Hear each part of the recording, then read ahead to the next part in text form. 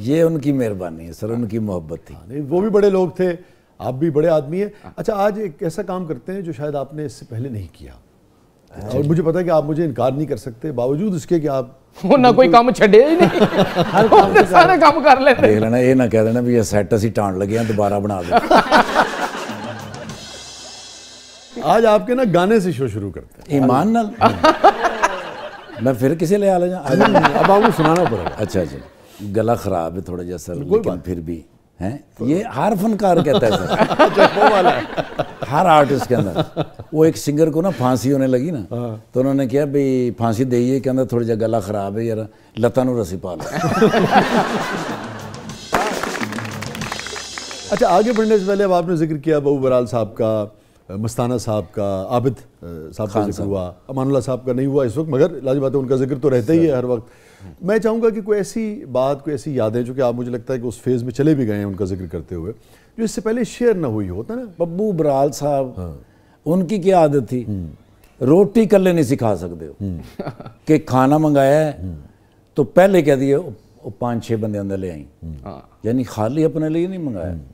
और जैसे ही खाना आया तो बंदे ढूंढ रहे हैं, चलो भी खाना। आबद खान साहब अक्सर खाना घर से भी लेके आते थे, इतना बड़ा टिफिन होता था, 3 डब्बे। एक दफा ना कीमा लेके आए वो, उसके ऊपर धनिया, ऐसा मजेदार, सुभान अल्लाह। अब जैसे वो खुला ना तो गोगा मोटा, वो घर की चपातियां होती थी, और वो चपातियां भी ऐसी होती थी कि एक ही बुरकी, तो गोगे दी थी अद्धी। गोगे ने ना जी वो आधी रोटी तोड़ के ना, जब कीमे के ऊपर ऐसे डाल के ऐसे करने लगा ना, आबद खान साहब ने हाथ फाड़ लिया। उन्होंने कहा कीमे दा कलेजा कड्ढन लगे। क्या लिबास बड़ा खूबसूरत पहना हुआ आपने, ये वाला सर। हाँ माशाल्लाह। ओहो, नहीं हमेशा अच्छा पहनते हैं, मगर आज तो बिल्कुल ही आज तो दूल्हे मियां लग रहे हैं। जापान के होटल के बहरे लग रहे। नहीं, आपको कोई फोन वोन तो नहीं आया? नहीं, मुझे क्यों के बारे में नहीं सर, कोई लिबास के बारे में? हाँ हाँ, क्यों आएगा? थोड़ी देर के लिए कैमरे बंद करें तो फिर मैं आपको बता। कैमरे तो बंद नहीं हो सकते, मगर ये है कि आप बता दीजिए क्या ना। ये क्या सर पिया का है वाकई?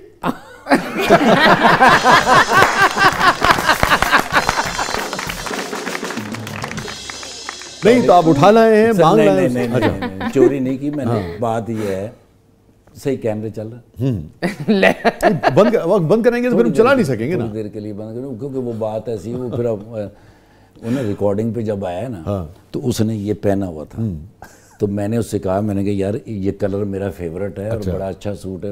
अगो मैंने कह रहा है भान तुसी बड़े मेरे वास्ते मोहतरम हो, मैं तुहानू दे ते दियां, लेकिन तुहानू खुला होएगा। ये उसने कह के ना जी, तो जल्दी से उतार के उस पर लगाया है हैंगर पे। मैं वो पहन के आ गया हूँ, मैं क्या उन्हें पता लगे मैंने पूरा है। यार तो अब आप उसे जाके ना कैसर को ये भी सुनवाएं कि वो अमूमन दुकानों पे लिखा होता है ना, जिसे फिट उसे गिफ्ट। हाँ जी, नहीं अब तो चल गया, अब तो मेरा है।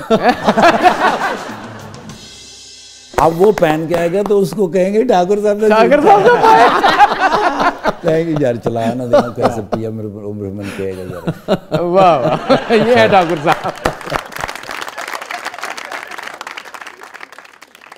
अच्छा इफ्तिखार भाई, मोहब्बत हुई आपको कभी जिंदगी में? हाँ जी। कितनी दफा? ऐसे ही मुंह। अगला सवाल, कितनी दफा?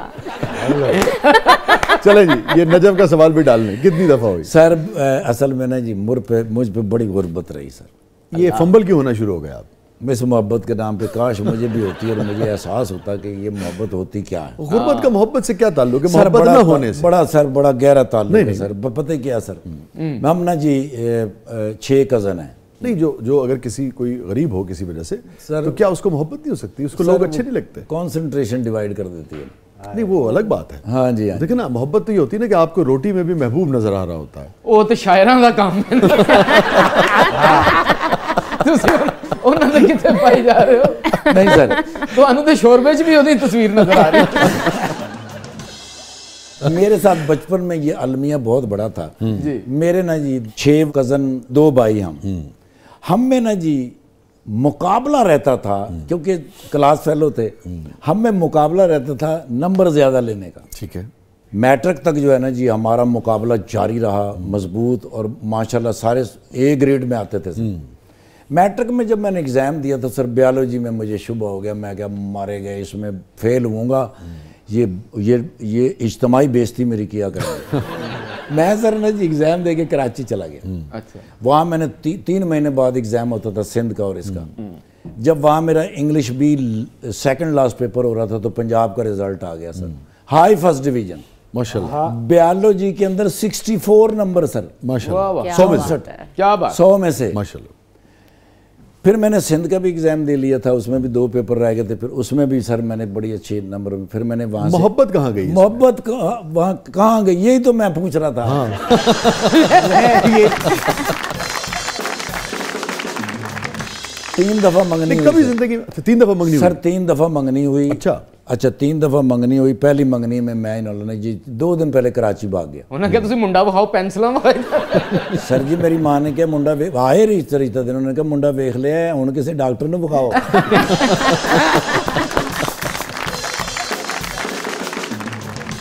तो मंगनी आपकी पसंद से नहीं हुई थी? नहीं सर। अच्छा। मुझे ऐसा लग रहा था कि जो मुझे करना है ना उसमें अगर शादी हायल हो गई तो मैं मारा जाऊंगा। अच्छा, तो आप भाग गए पहली मंगनी? जब मैं कराची भाग गया सर। अच्छा।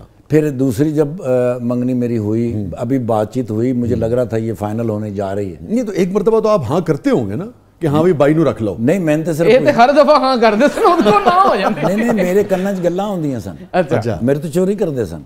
अच्छा, आपको नहीं बताते? नहीं। अच्छा, आपको फिर पता लग गया कि मंगनी होने वाली? हाँ जी, मैं क्या फिर बातें शुरू हो गई हैं। ठीक है। फिर मैं इस्लामाबाद भाग गया। अच्छा। फिर मैं वहाँ इस्लामाबाद में रहा कुछ अरसा जनाब। आप तो ऐसे भागते थे जैसे किसी लड़की की हमारे माशरे में ज़बरदस्ती हो रही हो तो बाज़-औक़ात वो कहती कि मुझे नहीं। तीसरी मरतबा ये हुआ कि मोहम्मद कबीर खान साहब के साथ जब मैंने ड्रामा किया ना सर, हम चले गए यूएसए। वहाँ जाके मेरा माइंड चेंज हो गया। मैंने न्यूयॉर्क फिल्म अकेडमी करनी, मैंने वहाँ स्लिप मारा। नहीं, वो तीसरी मंगनी कहाँ गई? तीसरी मंगनी जब होने लगी हाँ तो अमेरिका जा रहे थे। अच्छा। मैं वापस ही नहीं आया। अच्छा। हाँ वो मुझे पक्का पता तो था। शादी कैसे करवाई गई आप? हाँ ये सवाल आपका अच्छा।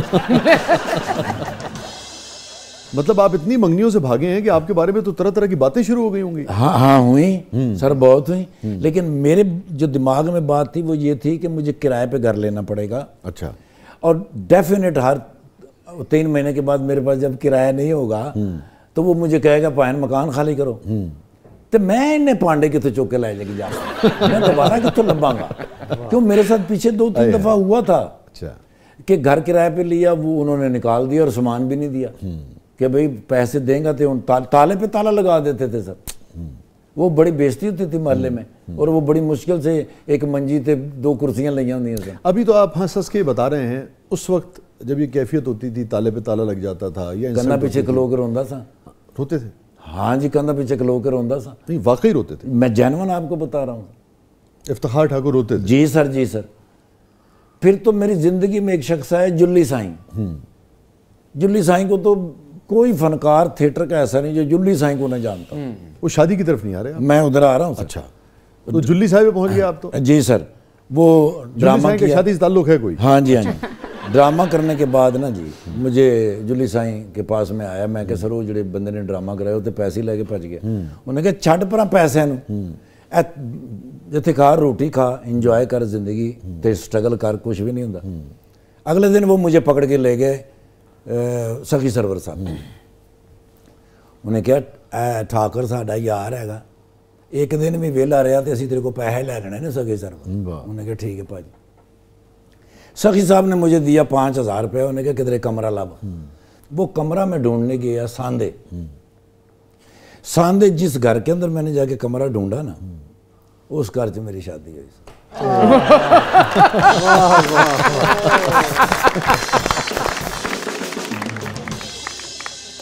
नहीं तो आपको वो पसंद आ गई थी, कोई मोहब्बत हुई दोनों में, या ये है कि फिर रिश्ता किसी और ने पेश नहीं किया? सर, वहाँ वो घर ऐसा था,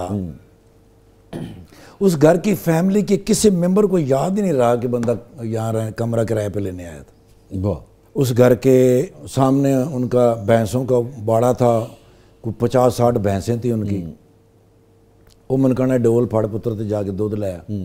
मैं उन्होंने पट्ठे भी पाउण लग पिया, मैं उन्होंने मज्झां भी चोण लग पिया। रांझा हो गया।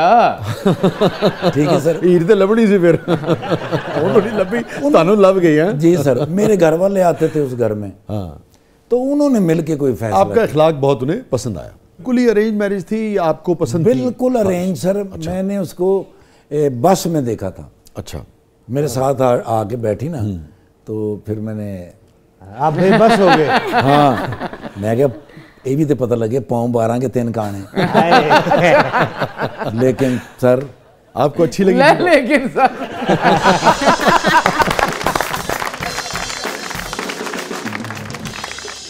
कभी कोई खटपट हो जाती है किसी बात पे आपस में कि नहीं? मेरा ख्याल है खटपट हो नहीं सकती। अच्छा, कभी कोई हुई हो? सोचना पड़ेगा सर। वाह वाह वाह। तो फिर गैर मामूली बात बता रहे हैं आप।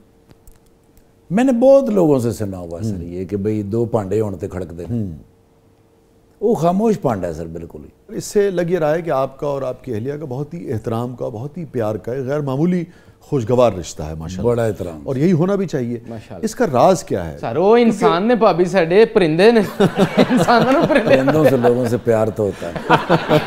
आप परिंदा भी एडा सोना होवे। मैं आपकी बात से इत्तेफाक करता हूँ। मेरा ख्याल है आज तक मैनू ना परिंदा ही समझता है।